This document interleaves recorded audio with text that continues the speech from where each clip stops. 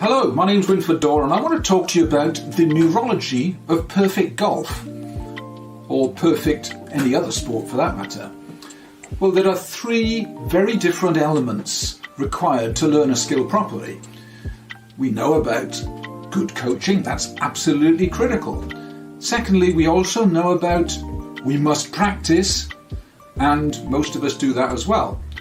But the third is equally as important as the other two, and that's the ability of the brain to develop that type of skill.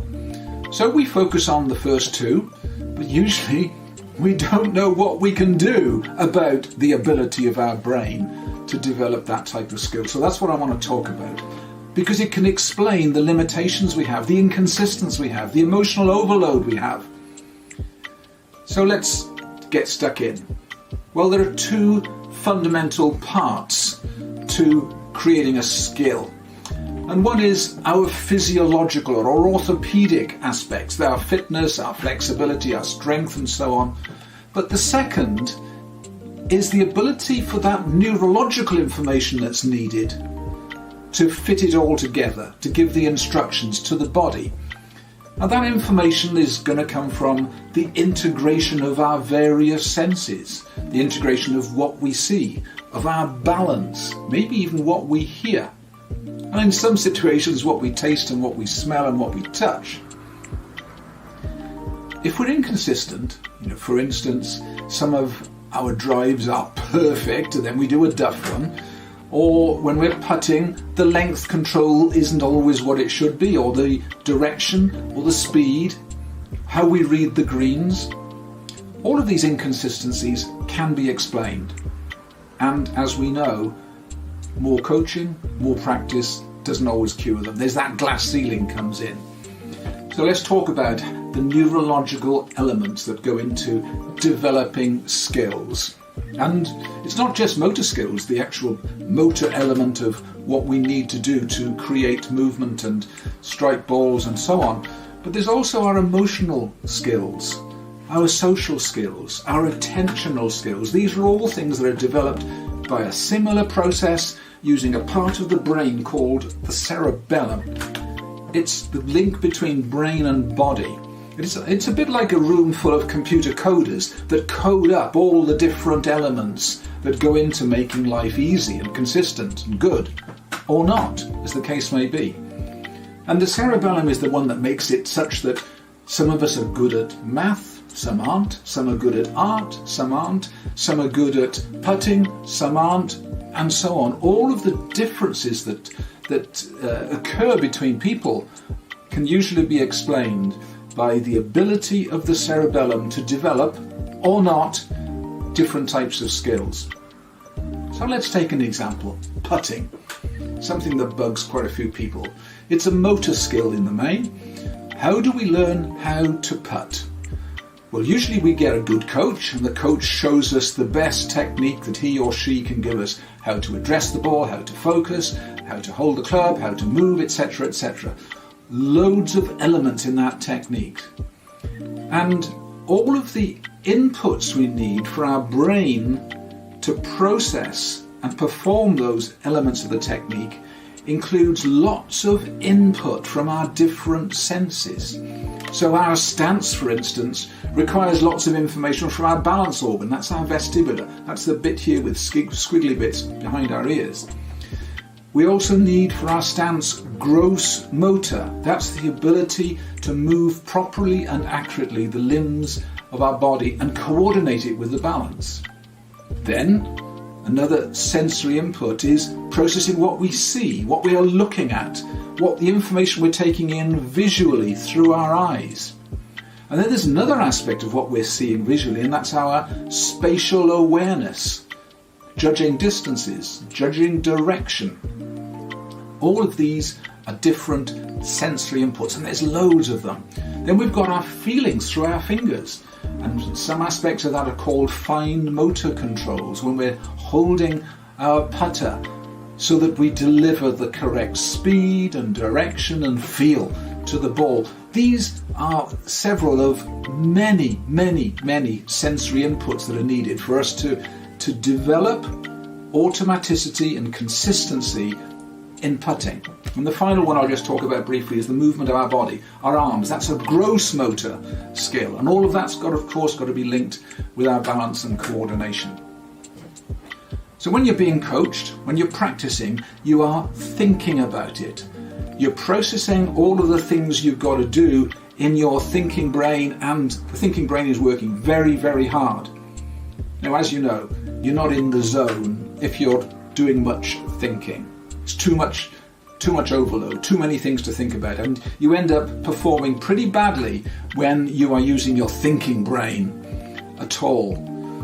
So what you try and do is you try and memorize it, you try and hardwire it, and practice does that to an extent. You do lots of practice and you're trying to make it more and more automatic so you don't have to think about everything.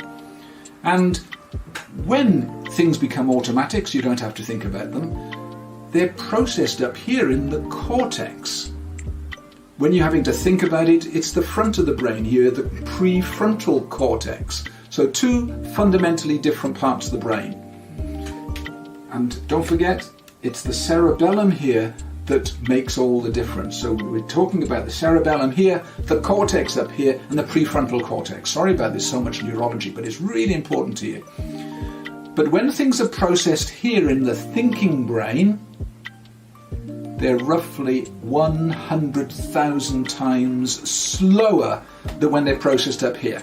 So that's why when you're thinking about something, you're not going to be as good. You're not going to be as consistent. It's going to be more emotional and more hard work. Because anything that happens here is really hard work.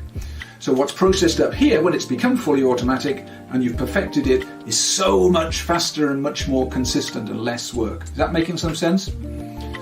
So what's actually going on in the process of learning putting? Well, when you try and putt, first of all, there's an instruction from the motor part of your brain. It says, right, you're going to putt. And the brain looks for, what instructions have I got on how to putt? You don't think about this, it's all happening in the subconscious. But in the cerebellum, there's two different files of instructions for putting.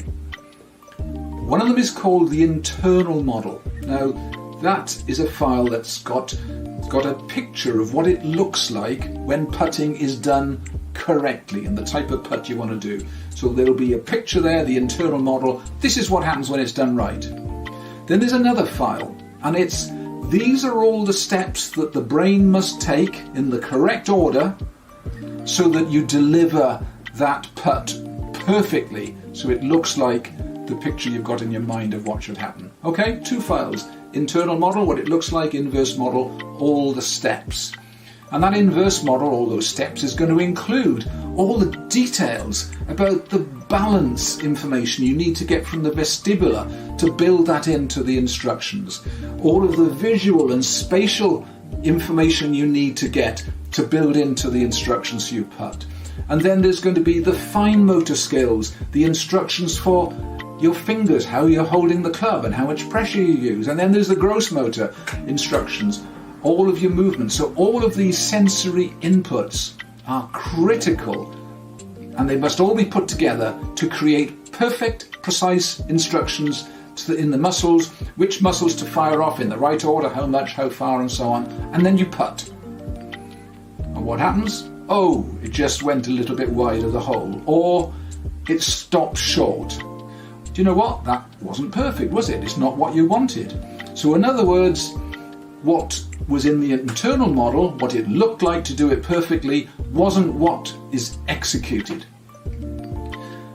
So there's a message goes back from your muscles to the cerebellum saying, this is what happened when I did that.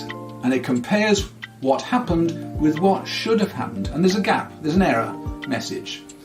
And the cerebellum then works on that error message and saying, how can I adjust those instructions in the inverse model so that doesn't happen again, so it improves.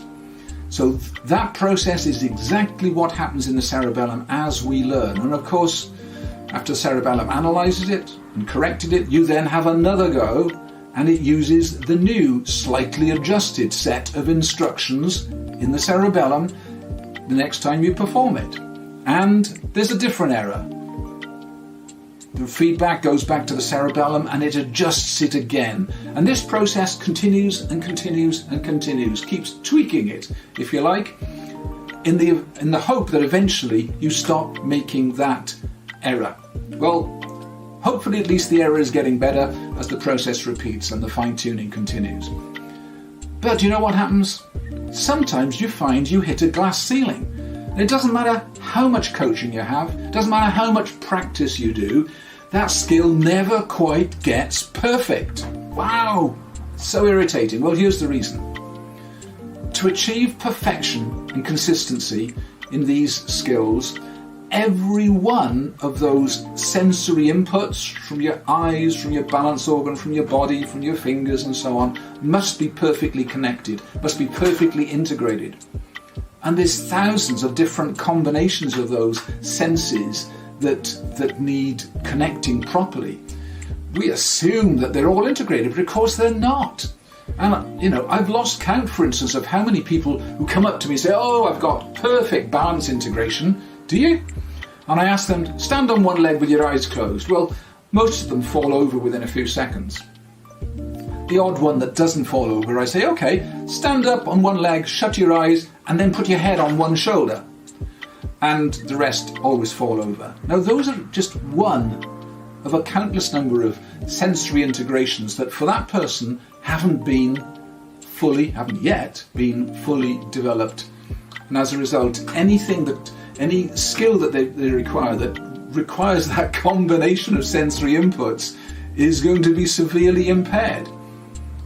I'll remember testing a Formula One driver once, and he'd got fantastic visual response, incredible speed of visual response when he was looking straight ahead. Incredible. Then I checked his response time for his peripheral vision. And that was what was happening out here. In other words, not one in his main line of vision, but out here. And the response time for that was, wow, way slower than the average person. So it was really bad. Do you know what? And that's the reason why he was really on the podium. Well, there's many thousands of different sensory inputs that we need to integrate, and every one of them needs to be perfectly integrated if it's going to be used in a skill that you're trying to automatize. That's the role of the cerebellum. And if any of them are needed and aren't fully integrated properly, then you're going to need some thought to execute that particular skill. You're going to have to think about it. And you know what? You want to be in the zone where you're not thinking about anything. And don't forget, whenever you have to think, whenever any particular element of a skill requires some conscious thought to compensate for the fact that it's not fully hardwired, then this bit is going to be 100,000 times slower than what's happening up here. That's going to make it much slower, much less precise, much harder work too. So any one of those sensory inputs could be messing up the perfection you're aiming for, the precision you're aiming for, the consistency you want in the skills you're trying to develop. Well, when that happens, it doesn't matter how much coaching you have or how much you practice, the cerebellum cannot finish the job because the data it's getting is too slow and it's unreliable. Well, there's only one way to break through that glass ceiling, and that's to develop the cerebellum so that the cerebellum can systematically rectify the faults in your sensory integration. It can look for all of them, audit them all, find out where the weaknesses are and work on it and create you a complete set of integrated senses so that when you need them in skills, you don't have to think about it. They're there ready to plug into that skill and deliver precision, deliver consistency. So when you've got there, that processing can take place with no need for help from the thinking brain, and that takes you really close to perfection, Well, there's some good news at the end of all this, and that's all the practice you've done up to now hasn't been wasted. You don't have to start again. Why?